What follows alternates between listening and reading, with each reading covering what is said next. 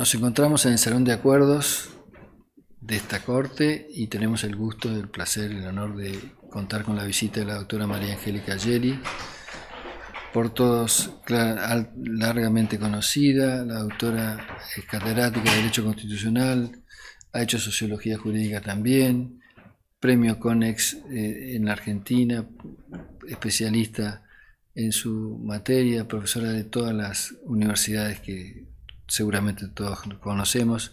No voy a perder tiempo en una presentación que nos privaría de sus conocimientos.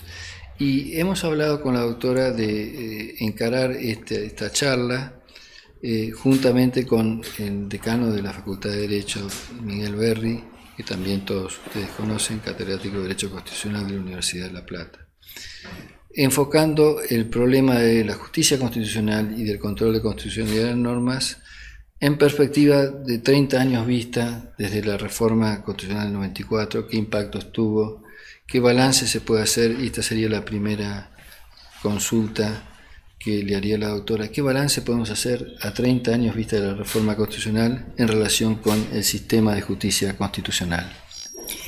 Es muy interesante examinarlo porque ciertamente la reforma constitucional que tuvimos en 1994, a mi modo de ver, es la más legítima de nuestra historia, ¿no? Con todo lo que queremos muchos de nosotros seguramente a la Constitución histórica de 1853 y luego cuando se unió Buenos Aires en el 60.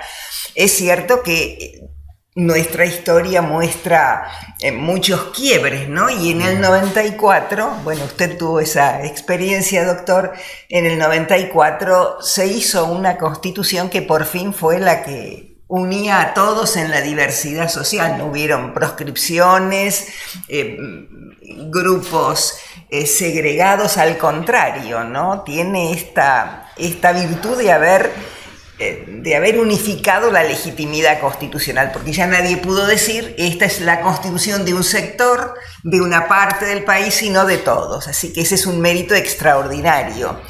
Y en este sentido diría que en punto al sistema de la República Democrática Federal que nosotros tenemos, hemos logrado, sí, la transición democrática, ¿no? Resolvemos los conflictos políticos, los políticos partidarios, a través de elecciones, que son competitivas, son periódicas.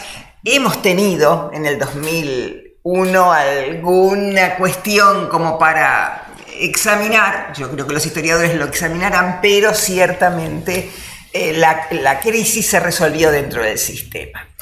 En cambio, en la transición judicial me parece que hemos tenido y que tenemos todavía algunos problemas irresueltos, ¿no? Por cuestiones propias de la dinámica del poder y también por fuera, ¿no? Por cómo es el sistema, porque el sistema no es solamente la norma, sino también lo que hacemos con la norma, los hechos y los valores que se ponen en juego cuando se dicta la norma y cuando se aplica.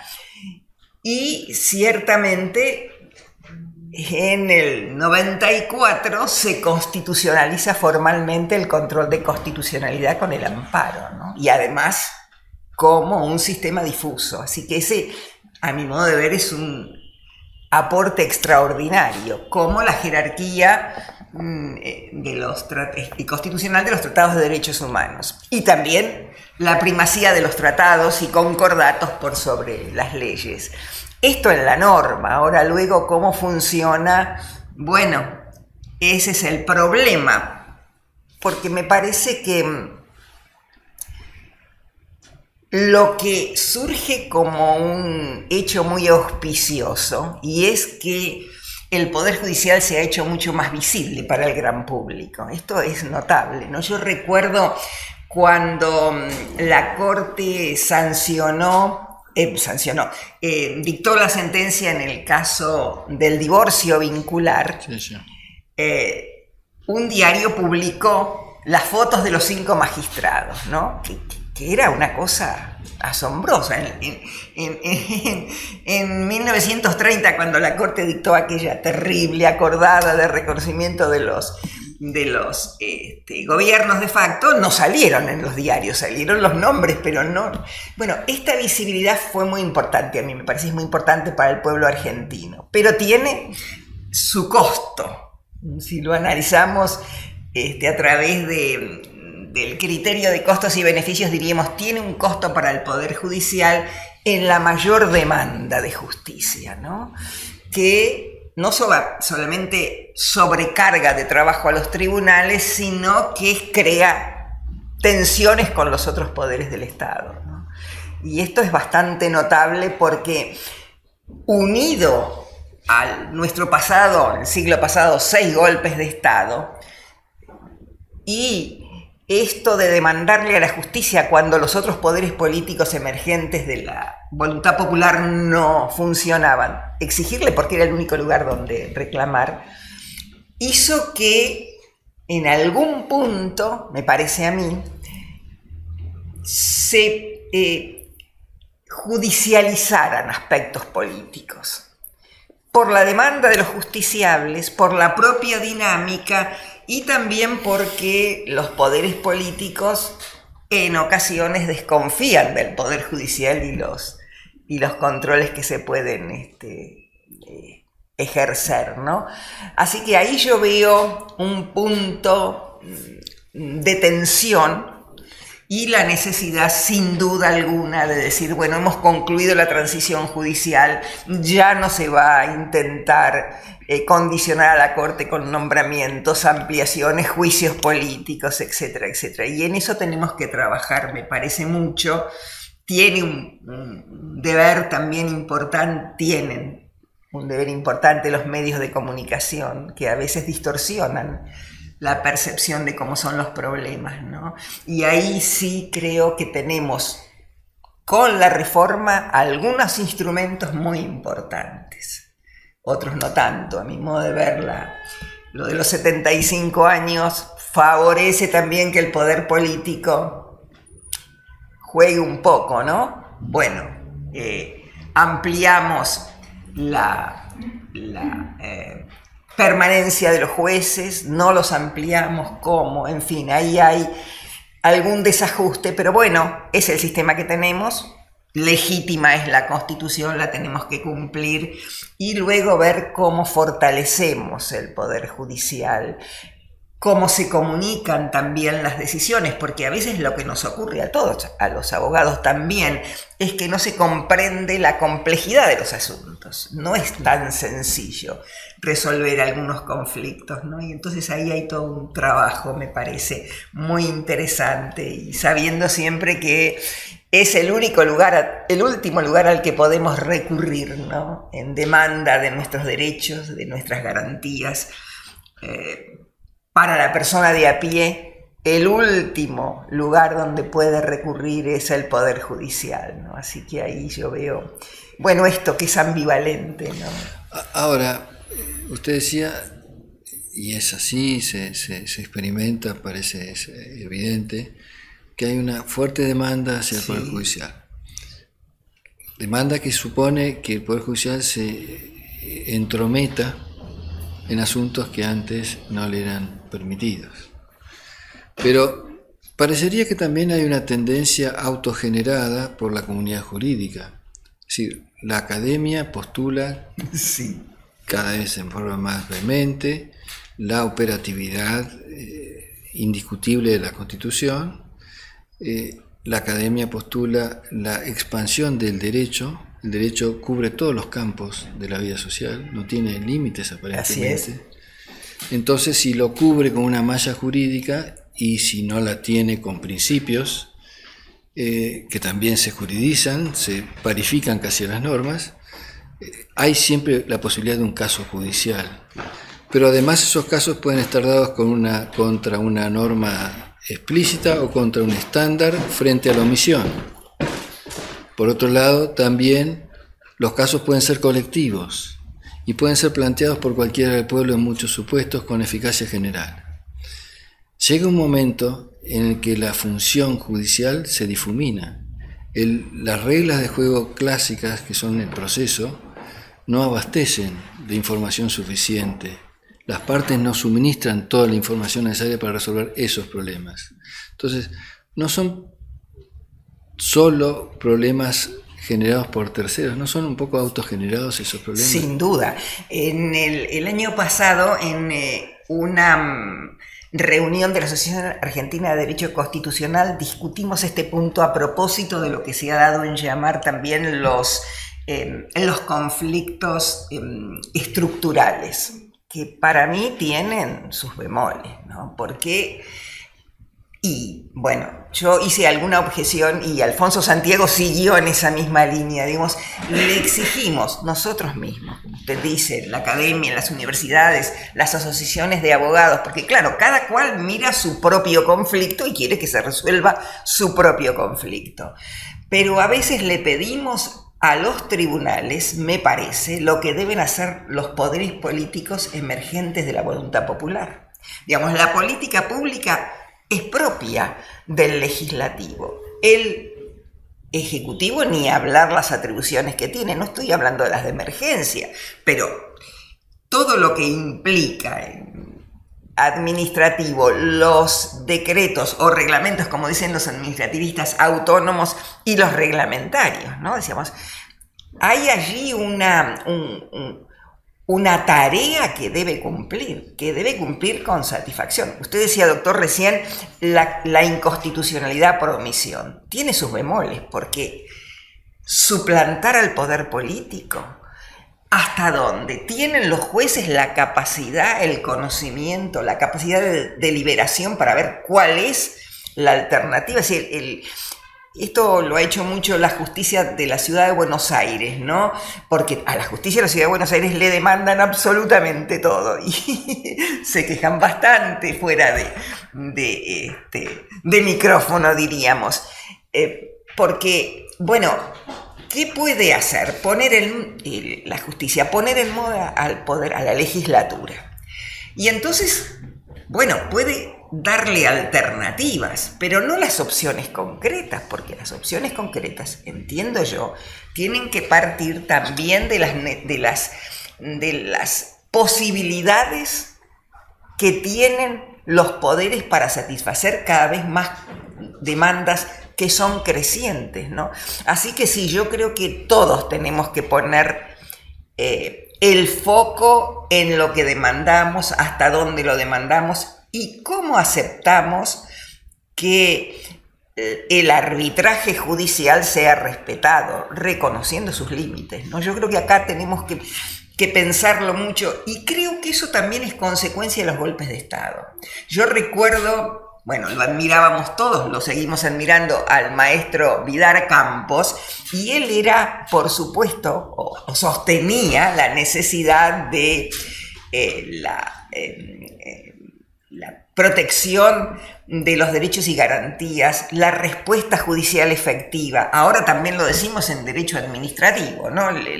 El proceso administrativo, si me hubiera oído así, Gordillo me hubiera retado, porque él decía, no es jurisdicción administrativa, los únicos que tienen, y tenía razón, ¿no?, que tiene jurisdicción son los jueces, pero resuelven problemas, y la Corte en algunos precedentes ha dicho sí, basta que haya control federal suficiente.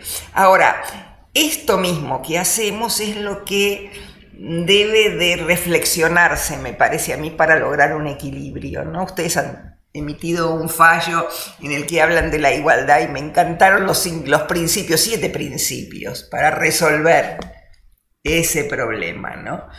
Y bueno, hay que volver a esos principios y a pensarlos. Y pensarlos me parece con costos y beneficios, porque los derechos hay que respetarlos, las garantías deben ser efectivas, pero el Poder Judicial no puede resolver todos los problemas del país, ¿no? Hay un deber de los poderes políticos.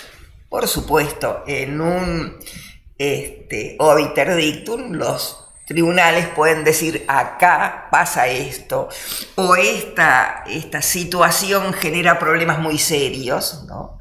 Se están dirigiendo a los poderes políticos, a los ciudadanos, a la academia, a los abogados, y ese es un mensaje muy interesante, pero luego en la regla, en el holding, bueno, se acota, ¿no?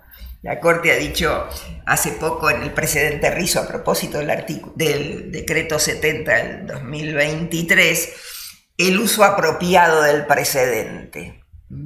Yo suelo decir el uso adecuado del precedente, porque esto da seguridad jurídica y también dice, bueno, hasta acá, ¿no? El abogado siempre, y la abogada siempre intentará extender los límites, lógicamente, pero es el juez el que toma la decisión, ¿no? Y pone en caja aquello que se hizo, ¿no? Así que sí, todos tenemos que tomar en consideración que una cosa es cuando no hay Estado de Derecho.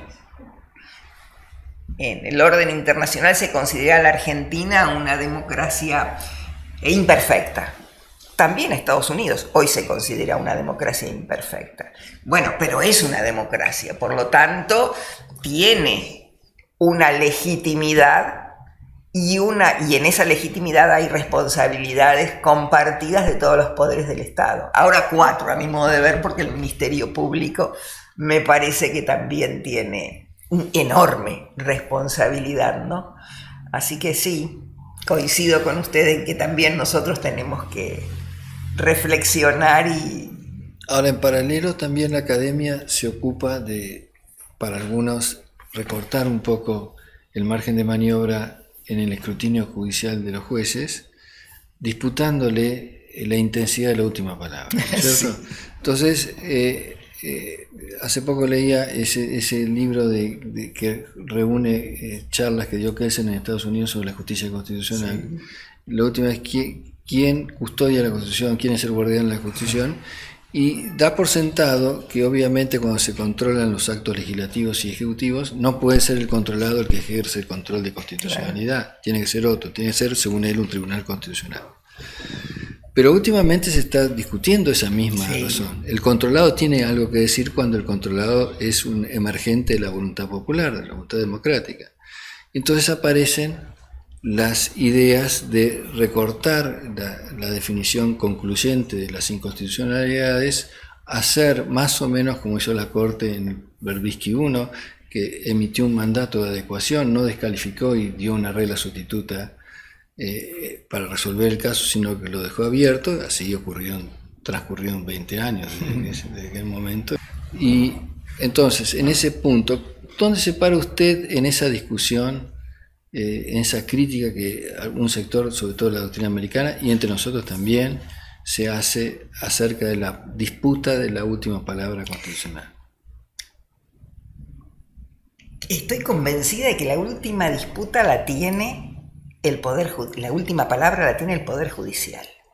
Y que además, y esto se ve en los intentos de juicios políticos, ¿no?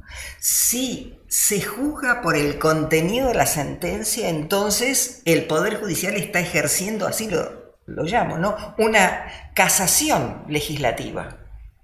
Y esto destroza todo el sistema. Ahora, ¿cómo buscar un equilibrio? Y bueno, porque el propio Poder Judicial puede establecer sus parámetros, ¿no?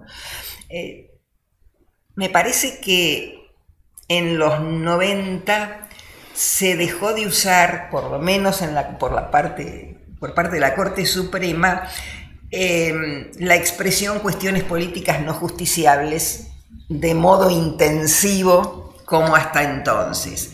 Todavía se utiliza, pero mucho menos. Fue suplantada, me parece, por la existencia o no de agravio, que si uno lo mira, son la misma cosa, porque en Marbury, en el precedente Marbury, y en Cullen con Llerena, la cuestión política se da porque quien presenta su petición no ha acreditado un agravio propio, actual, específico, no conjetural.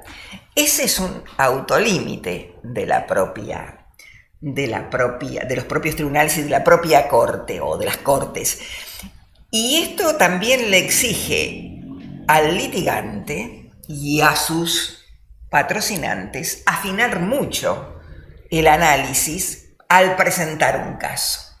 Yo creo que es una relación que puede nutrir y lograr buenos resultados, pero cada uno, sobre todo, justificando la decisión. Porque como vivimos en un Estado de Derecho, y un Estado de Derecho es un Estado de razón, hay que dar razones de lo que se pide y cómo se lo pide, y de lo que se decide y cómo y por qué se decide, ¿no? La tensión va a existir, va a seguir existiendo, pero me parece que hay un punto de acuerdo, sobre todo examinando, ¿no? Y viendo, alguna vez escribí en un artículo, elogio de la complejidad, porque si no advertimos que los problemas son difíciles, son complejos, tienen muchas aristas, ¿por qué elogio? Porque la vida es así. Y entonces tomar en consideración todas esas aristas y resolver en consecuencia es un riesgo, sin duda. Y el que lo debe hacer es el Poder Judicial. Para eso está, resolviendo el conflicto como tribunal de resolución de conflictos y ejerciendo poder, porque es un poder del Estado, no hay ninguna duda. En la Constitución se llama Poder Judicial. Si nosotros comparamos esto con lo que se decía en el espíritu de las leyes, ¿no? Montesquieu, seres inanimados, bocas que pronuncian la palabra de la ley, y punto. Bueno, eso ya no, ni siquiera en Europa.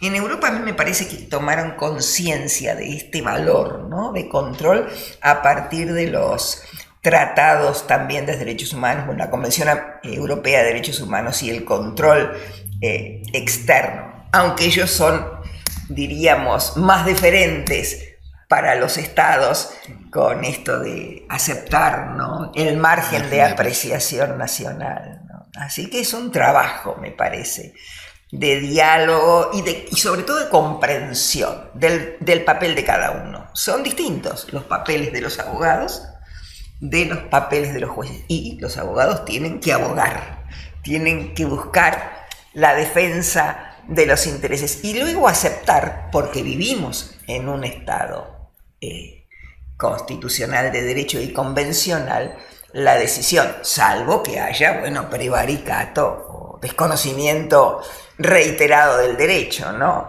Bueno, eso es otra cuestión, pero ahí me parece que por ahí tendría que ir, ¿no? Bien. Ahora a mí, yo le quería hacer una pregunta respecto de todo el desarrollo de recién, ¿no? Usted planteó muy bien hoy que el reconocimiento del control de constitucionalidad surge por primera vez en esta reforma constitucional por el forma artículo expresa, 43, sí, no hay ninguna duda. Del mismo artículo surgen los derechos de incidencia colectiva y las legitimaciones amplias para su ejercicio. Sí. Si el Poder Judicial va a tener en última instancia la última palabra, ¿no es razonable el litigio estratégico de reforma estructural, por ejemplo, en un caso de discriminación, como sería remitiéndose al caso Brown de Estados Unidos, que fue el leading case? Sí, pero ahí tiene otra vez, ¿no? A mí me parece que se puede armonizar ambos intereses dando el poder legislativo las alternativas, que siempre es general, y dejando las opciones dentro de las alternativas al poder político. Bueno, la Corte Interamericana lo hace cuando dice, por ejemplo, adecue la legislación. Y a lo mejor no le pone plazo, o dice en un plazo razonable. Bueno, son términos indeterminados. Hablando con un economista que siempre se enoja con los abogados, porque dice, ustedes usan muchos términos indeterminados. Bueno, son indeterminados, pero determinables.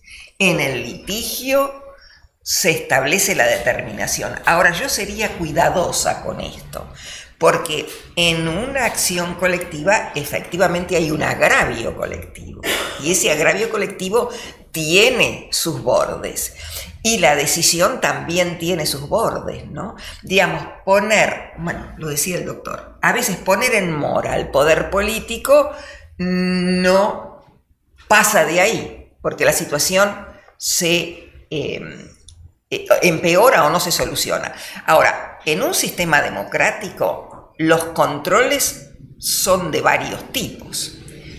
Uno es el control judicial, pero hay controles de la propia ciudadanía, de los propios habitantes, ejerciendo su derecho de protesta pacífica, enviando cartas a los lectores, votando.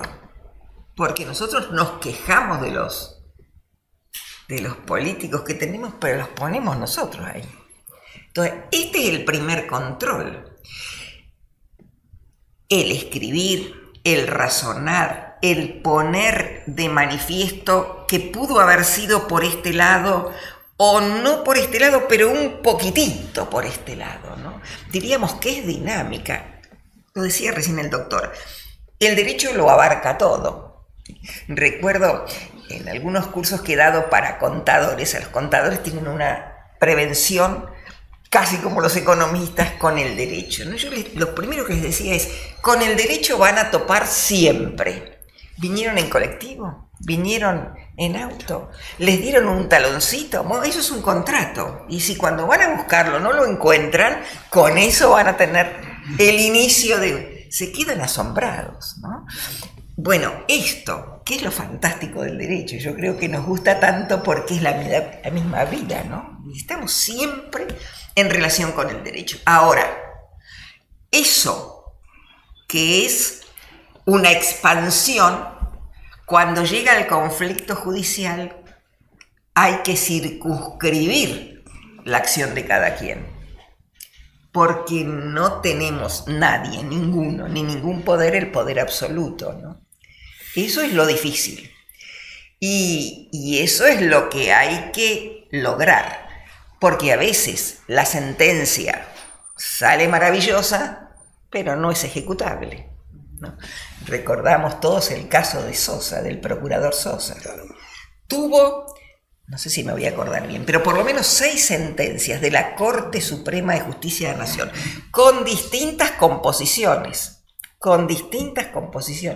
Algunos de los jueces que renunciaron o que fueron sometidos a juicio político. Y sin embargo no fueron obedecidas. La última se hizo una referencia a que podía haber una intervención federal a los efectos de la reposición y volver. Y no se hizo, ¿no? Entonces, esto es también, ¿verdad? El entrar en los límites, el que el poder político comprenda y respete al poder judicial. Porque podemos formular una crítica, pero con amistad cívica, ¿no? Con respeto institucional. Cuando el poder político agrede al poder judicial, está socavando el sistema y a sí mismo. Esto es que hay que hacerlo comprender. Yo creo que ahí la academia, la universidad, la educación, los medios de comunicación otra vez tienen una tarea muy amplia. A mí me encanta la serie Los Simpson. Me encanta. Me hace mucha gracia y además es un aprendizaje de lo que es el respeto por el sistema, ¿no? En última instancia aparece el respeto del sistema. Bueno, en una, Bart se convierte en juez de la Corte de Distrito. Y ahí está haciendo de las suyas como siempre.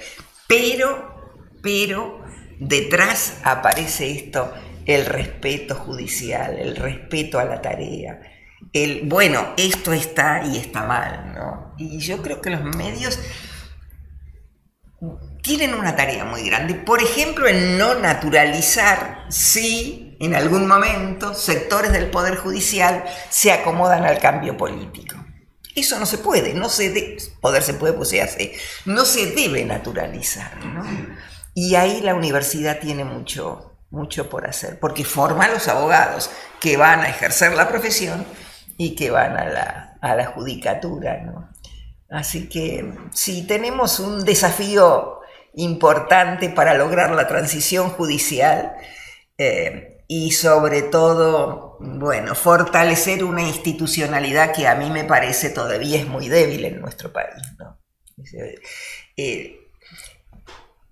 La Corte tiene, en algunos fallos ha dicho, bueno, en votos de esos fallos, que no hay derecho al insulto. Y yo agrego, el que insulta se insulta a sí mismo. Entonces, esto debe erradicarse. Y podemos hacer mucho también en la docencia, en la educación, podemos ser muy duros en criticar decisiones, pero siempre con respeto, ¿no? Y siempre viendo qué circunstancia llevó a dictarse esa sentencia. Y luego ver, en el uso del precedente, recién recordaba, ¿no?, el uso apropiado del precedente, el uso adecuado del precedente, que un precedente se pone en juego cuando lo queremos volver a aplicar, ¿no? Claro. Como las normas. Y esto muestra, ¿no?, cuánto hay ahí. Claro, ya lo decía Tarufo, creo que decía, la moraleja del precedente, o el precedente actualiza con el acto consecuente, que lo identifica como precedente. Ahí nace la regla obligatoria. En ese sentido, yendo más a la ingeniería de la Corte y el funcionamiento, la matriz del sistema de control de constitucionalidad, ¿no? ¿Usted no cree que tiene influencia el hecho de que la mayor parte de las decisiones de la Corte en ejercicio de control constitucional se dio en el ámbito acotado, estricto del recurso extraordinario? Usted no, dicho de otra manera, ¿pudo haber sido distinto el horizonte el confín, por lo menos en el modelo clásico de control de constitucionalidad, si hubiese sido la Corte Tribunal de Acciones Directas de Inconstitucionalidad, que recién fue una creación pretoriana de las postrimerías del siglo pasado? Sí, y algunas provincias lo tienen. Sí, diríamos, los tribunales constitucionales dependen del sistema político de cada país, o las cortes, ¿no? Yo pensaba, cuando usted lo preguntaba, en los conflictos en Israel con la Corte Suprema. Frenaron, recuerdo, con Rodríguez Yavarini en la academia, con 2 institutos hicimos una reunión conjunta, y bueno, y allí aparecieron todas las críticas a lo que estaba haciendo Netanyahu o intentando hacer con la Corte. Después, con el drama terrible de octubre, eso se frenó, pero también ahí aparecía, y el sistema es distinto al nuestro. ¿Por qué? Porque el punto, me parece a mí, está en cómo el sistema, la estructura del sistema político, quiere los controles y los sujetos políticos relevantes intentan permanecer en el poder. Y ese es el núcleo de la cuestión. Puede darse, el de la Ciudad de Buenos Aires es un sistema mixto, ha funcionado, era bastante gracioso porque al comienzo, ¿no? Porque cuando se pedía esta acción, lo que se tenía que excluir era el interés concreto de quien lo peticionaba. Se tenía que mirar la cuestión, un poco como decía el doctor recién, ¿no? La cuestión macro, esto es una necesidad para todos, no para el conflicto pero ¿quiénes lo motorizaban?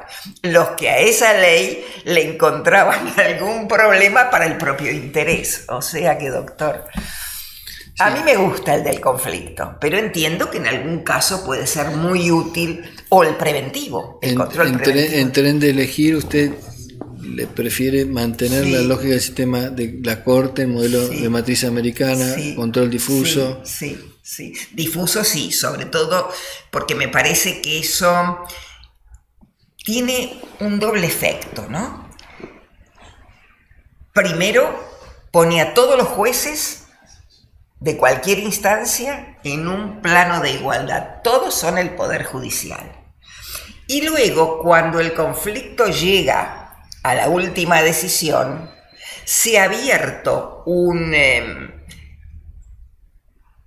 diálogo, diríamos, a veces áspero, a veces más duro, que da tiempo a la reflexión, ¿no? A ver todas las alternativas. Cuanto más personas intervienen, más aspectos. Nos pasa a todos. Oímos o discutimos con un colega un asunto y decimos, no se me había ocurrido tal cosa, ¿no? Lo que fuere. Y yo lo he visto en materia de Actualización monetaria. Bueno, ustedes tienen un fallo, que ya es famoso, doctor. Por lo visto. Bueno, están saliendo comentarios, ¿no? Habrán visto hace poquito. Bueno, empezó esa ruta en las provincias. Y no solamente cuando se estaba en mora, inclusive cuando no había mora, pero el desfasaje había sido tan importante que había que poner remedio, ¿no? Bueno, cuando es difuso, puede ir permeando, me parece a mí, por la experiencia que hemos visto, hasta que llega la decisión. Bueno, la decisión final en el orden interno, ¿no? En el orden interno. Ahora, usted hizo mención justamente ahora con el caso Barrio, lo vinculo al caso Cejián, al principio, sí, que fue un caso de inconstitucionalidad sobreviniente. Efectivamente. Entonces, ¿cómo ve el tema de la inconstitucionalidad sobreviniente? Ahí soy fanática. Ah, bueno, entonces por eso le quería preguntar. No, fuera de broma, sí, efectivamente, porque esto tiene que ver, me parece a mí también, con que los jueces no deben desentenderse del resultado de sus sentencias. Y bueno, y vivimos en un país como el nuestro, es nuestra historia, nos tenemos que hacer cargo y acá está, y con esto tenemos que trabajar. Entonces, efectivamente, lo que en un momento resulta constitucional, deviene inconstitucional por el cambio de las circunstancias y de factores externos a la propia ley que la dictó. Se dice en ese fallo, bueno, esta norma se dictó para poner remedio a tal situación y teniendo en cuenta lo que está ocurriendo. Pero si ya no ocurre esto, si la situación es otra distinta, aplicar la misma regla sin más, de modo dogmático diríamos, puede generar un daño no solamente a los intereses que se han planteado, sino también a la propia sociedad, donde parece que la realidad ha dejado de tener importancia, ¿no? Así que sí, a mí me parece que siempre he tenido la duda. Yo en lo que escribo he puesto el control de la inconstitucionalidad sobrevenida o sobreviniente como un control de razonabilidad. Pero en realidad, me hago cargo, es un sistema de interpretación constitucional ligado a la razonabilidad, porque efectivamente no tomar en cuenta lo sobreviniente, lo que está ocurriendo, genera esta irrazonabilidad en la decisión, ¿no? Así que sí me parece importante. Lo ideal sería que tuviéramos estabilidad institucional, económica, social, no al punto de no favorecer el crecimiento, el desarrollo y el progreso, pero reglas básicas que se mantienen en cierta estabilidad. Pero si eso desaparece, porque precisamente la norma legal también se pone en juego y se ve su alcance y su límite en la aplicación, ¿no? Y cuando la aplicación muestra que el supuesto dicho ya no existe, la consecuencia jurídica no puede ser la misma, me parece a mí, ¿no? O sea que, visto como un sistema de interpretación o como un sistema o como un estándar o criterio o pauta de razonabilidad, me parece que es útil mantener el principio, ¿no?, de la inconstitucionalidad sobreviniente. Bueno, en lo institucional, Iskowicz, por ejemplo, a mí me parecía siempre, cuando comenté el fallo, me parece que el título, algo así, decía un fallo institucional, ¿no? Aplicaba la razonabilidad. Efectivamente. Iskowicz aplicaba el principio de razonabilidad. Así es. Claro, está interpretando la norma, ¿verdad? Y está interpretando la norma situada, no en abstracto. La norma situada para el caso al que se va a aplicar, ¿no? Que puede mostrar también perplejidades. Por eso, a veces las soluciones son dilemáticas, ¿no? Y no son perfectas. Lo que pasa es que siempre el justiciable quiere la solución perfecta para su caso, ¿no? Pero del otro lado hay otro caso, o otros intereses u otros intereses también valiosos, ¿verdad? Así que sí, yo mantendría, me parece que ya está instalado como un principio el de la inconstitucionalidad sobreviniente, ¿no? Y uno lo ve también en el criterio para la norma, y yo creo que también se puede aplicar en los contratos, ¿no? El hecho del abuso del derecho, ustedes lo señalaban, ¿no? De exigir lo que sea desfasado completamente. Por supuesto, ahí algo debiera hacer el legislador. Lo tiene que hacer el legislador, es un deber del legislador, pero en el mientras tanto, lo dicen así me parece en esta sentencia, ¿no? Hay que dar una solución. Claro, pareciera que esto muestra también la variabilidad de las consecuencias o las soluciones que provee el sistema de control de constitucionalidad, que no tasa las consecuencias, no están tasadas. Entonces, fíjense, por ejemplo, pareciera que Celan produjo un cambio de absoluto, digamos. Post Celan no era tolerable la indisolubilidad del vínculo matrimonial, ¿no? Otro caso que se aplicó de una manera quizás más laxa, la inconstitucionalidad de la soberanía, fue Pedraza, Sí. donde casi por razones de conveniencia la Corte decidió que el atasco que se le generaba a los tribunales de la Seguridad Social, a las cámaras, la revisión de las apelaciones de los tribunales federales del interior, hacía que ese sistema cesara. Y así lo dispuso, cesando erga omnes. Ahora, en Niskovich también. En Niskovich también, con un plazo, no sé, con un delay de adecuación. En este caso, sin embargo, la solución aplica para este precedente terrenal de carne y hueso, situado. Sí, lo dicen con todas las letras. Situado, y no necesariamente aplica para otros casos en otras circunstancias. Entonces, todos ellos fluyó de distinta manera la inconstitucionalidad sobrevenida. Porque también puede ser, me parece que algo dicen también de esto, también puede ocurrir que aplicada la actualización, no llamada actualización, sino por otras alternativas de intereses o de, lo que se hacía en cuando apareció la convertibilidad, que y empezó a mover un poquitito el índice en la venta de los automotores a crédito. No se ponía ninguna cláusula de actualización, pero cada cuota era una cuota aparte del valor actual que podía aumentar del automóvil. Y es una manera de no usar ni repotenciación, ni indexación y demás, pero en el fondo hacerlo. Ahora, puede ocurrir también que la aplicación de estas alternativas dé como resultado una exageración o un exceso en la actualización, ¿no? En el caso que falló la Corte Oliva en materia laboral, ¿no? O sea que hay que estar muy atentos.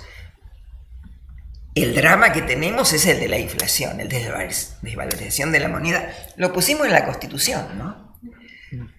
El mantenimiento del valor de la moneda como una obligación del Congreso.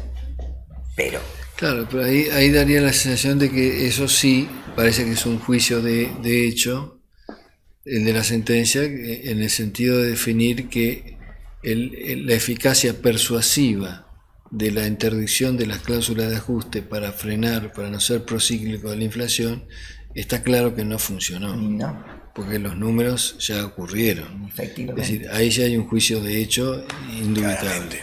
De ahí en más adelante, el futuro, vas a saber qué dirá, claro.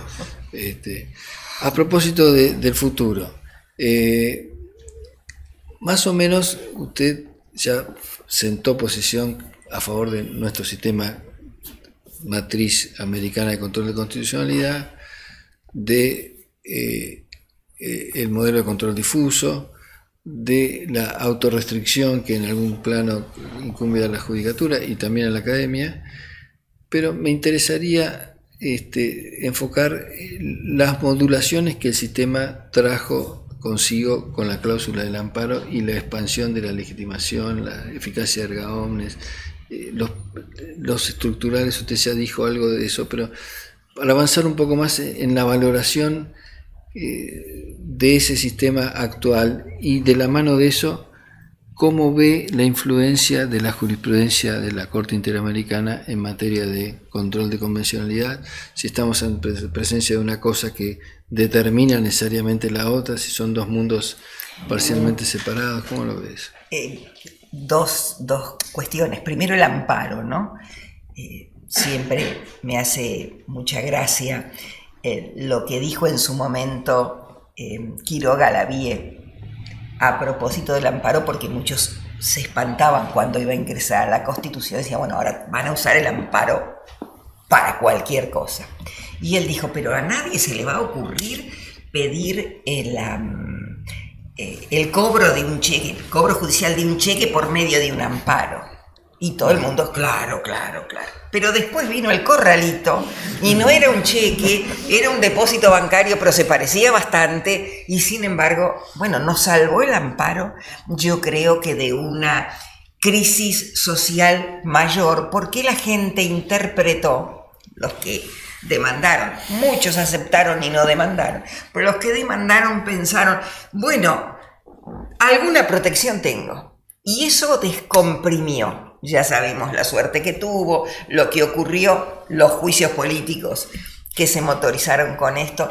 Así que, bueno, no estaba pensado para esto, pero ahora casi todo, no sé, el divorcio, falta que hagamos por amparo, pero prácticamente todo parece que puede entrar en el amparo. Yo creo que eso también hay que ponerlo en caja.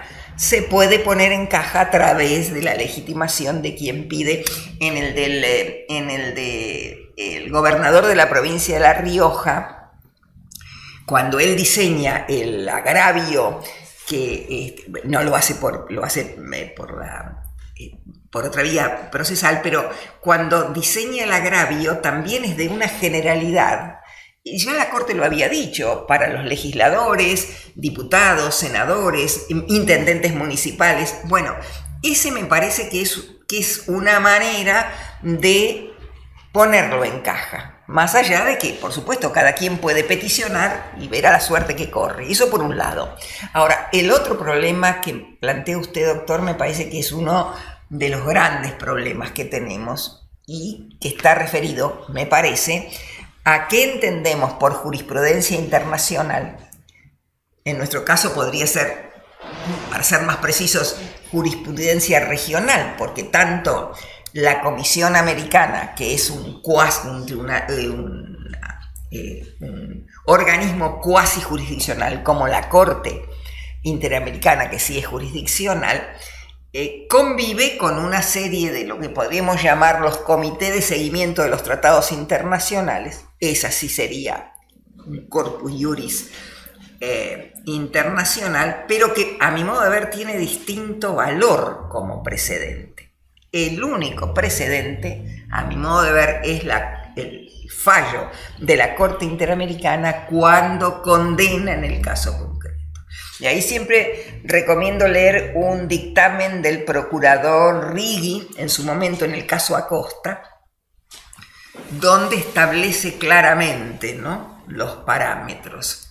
Lo otro es el soft law. Bueno, se puede utilizar, es argumentativo, pero no tiene el mismo poder. Y no tiene el mismo poder tampoco los informes de la comisión, porque de hecho, si decide demandar ante la Corte le puede enmendar la plana, total o parcialmente. Esto nos muestra que no es definitivo. Lo mismo que la opinión consultiva. Si es como si dijéramos que es obligatorio el dictamen del procurador. Si es dictamen, si es opinión, quiere decir que tiene su peso, tiene su valor, tiene valor también en relación a el expertise de la persona que lo emite, pero no obliga, ¿no? Entonces, allí le diría que teníamos casi resuelto hasta el fallo de la Corte del Ministerio Público en el caso de Fontevecchia y D'Amico, porque estaba claro que el artículo 68 decía los estados cumplen de buena fe las sentencias en las que son condenadas. En las que no son condenados, aunque sea el mismo estado el afectado, bueno, eso tiene un peso, pero tan retórico o tan vinculante como cualquier precedente. Otra vez el uso apropiado del precedente. En Fontevecchia y D'Amico nos encontramos con un quiebre, ¿no? Allí lo que parecía resuelto a propósito de los tratados no derogan artículo alguno de la Constitución. La Corte hizo una interpretación, a mi modo de ver, juri et de juri, porque dijo la mayoría en un fallo, los demás eran votos no mayoritarios que lo señalaban. En ese caso dijo, bueno, cuando los convencionales constituyentes le dieron jerarquía constitucional a los tratados de derechos humanos, examinaron la concordancia con la Constitución, entendieron que eran concordantes y por eso le dieron jerarquía constitucional. Pura imaginación. Sinceramente, conocíamos bastante bien la Convención Americana, pero los otros tratados, bueno, sí, los internacionalistas mucho más, pero hasta ahí, ¿no? Sin embargo, la Corte dijo que no derogan significa que no han derogado. En cambio, en Fontevecchia y D'Amico se tomó la otra interpretación. No derogan quiere decir que no deben derogar. Y si derogan, utilizando el artículo 27, prevalece la cláusula de la Constitución Nacional. Bueno, ese fallo fue criticadísimo, ustedes saben, se presentaron inmediatamente ante la Corte. La Corte parecía que iba a romper lanzas con nosotros, luego encuadró y quedaron, pero yo me planteo esta cuestión, ¿no? Se anotó en la sentencia, esta sentencia de la Corte Interamericana, de la Corte Argentina, fue considerada violatoria de los derechos humanos por la Corte Interamericana. Muy bien. Se podía defender porque una cosa podría ser revocar la sentencia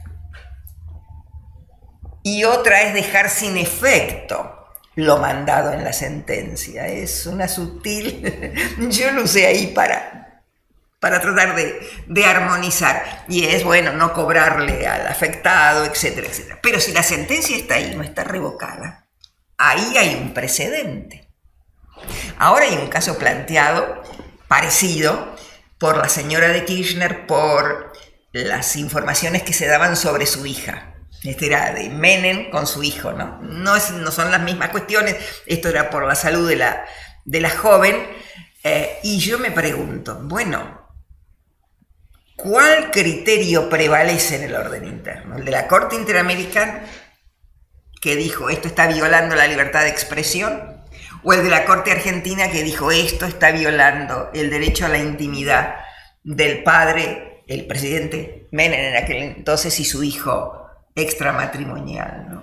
Así que ahí tenemos también, yo lo que veo es que la Corte Europea es mucho más cuidadosa.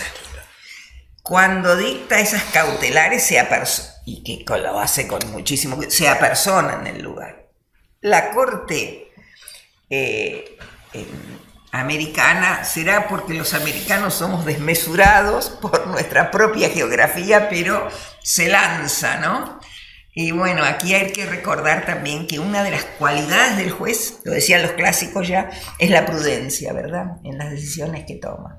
Así que ahí creo que hay un problema que se mantiene como problema. Es una cuestión problemática que todavía tiene que resolverse, ¿no? ¿Y ve también algún problema en esa especie de idea inicialmente puesta medio de soslayo por García Ramírez en algunos fallos que luego derivaron en el control oficioso de convencionalidad, incluso a cargo de la autoridad administrativa?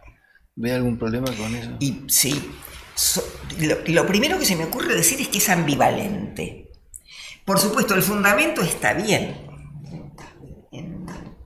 En Rodríguez Pereira para justificar el control de inconstitucionalidad de oficio, van a los orígenes, al artículo 27, la supremacía de la Constitución. ¿Quién va a discutir eso? Pero una cosa es que lo haga en materia de su propia competencia y otra es que lo haga si es que no se expresó la contraparte. Por lo menos tiene que obtener la respuesta del que va a ser perjudicado con el control de constitucionalidad de oficio. Pero es ambivalente porque después de estas argumentaciones, también la academia que se ha manifestado a favor del control de constitucionalidad de oficio, en general, ¿no? Hay excepciones. En el caso Wilpur, la Corte dijo que si expresamente se renunciaba a ejercer el control, la Corte no lo puede aplicar de oficio. Y es el mismo caso, la misma resolución que Camaronera Patagónica. 3 meses después. Bueno.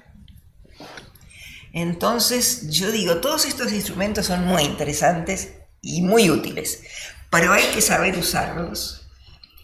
Sobre todo pesa un deber mayor por el honor que tiene el Poder Judicial cuando decide A, B o C. Nosotros podemos peticionar, bueno, pero cuando se toma una decisión después, el problema que aparece es si respetar el precedente es igualmente obligatorio para el tribunal. La Corte ha dicho que puede cambiarlo cuando cambie las circunstancias, en fin, ya sabemos todo esto. Pero usted dijo, es la misma y el plazo entre una decisión y otra, y allí aparecen todas unas referencias a lo que es el Tratado de Asunción, diríamos, me parece poco consistente, está muy mal el Mercosur, sin duda, no parece una sentencia que apuntale un mercado común del sur, como se llama el organismo, ¿no? Así que ahí también veo, bueno, esto que cuando se aplica después hay que mantenerse consistente en eso. Claro, es muy fuerte esto. Rodríguez Pereira dice la Corte. Bueno, la Corte Interamericana ha sostenido la necesidad de aplicar el control de convencionalidad de oficio. Y ahí la Corte Argentina parece decir que es obligatoria ese control, más allá que después matizó esta idea en otras sentencias. Bueno, y entonces si ejercemos control de convencionalidad y ejercemos control de convencionalidad de oficio, ¿cómo no vamos a ejercer control de constitucionalidad de oficio? Lógicamente cierra. Ahora, después cuando se aplica y tenemos estas dos sentencias, uno toma alguna prevención, ¿no? Es cierto, no sé por qué los abogados en Wilpur dijeron el Poder Ejecutivo puede hacer esto, pero aquí está violando el problema. Sí, es algo parecido a lo que también hizo la Corte cuando dijo en Moner Sanz que la ley del Consejo de la Magistratura no alteraba el equilibrio porque la expresión equilibrio no quería decir necesariamente igualdad de estamentos, y que en cambio en Colegio de Abogados dijo altera el equilibrio porque equilibrio quiere decir no predominio. Los agravios eran de temas indisponibles, de derecho, y sin embargo los meandros de los antecedentes, de los planteos. Está diciendo es distinto. Le agradecemos a la doctora por sus palabras y su visita a La Plata. La agradecida soy yo.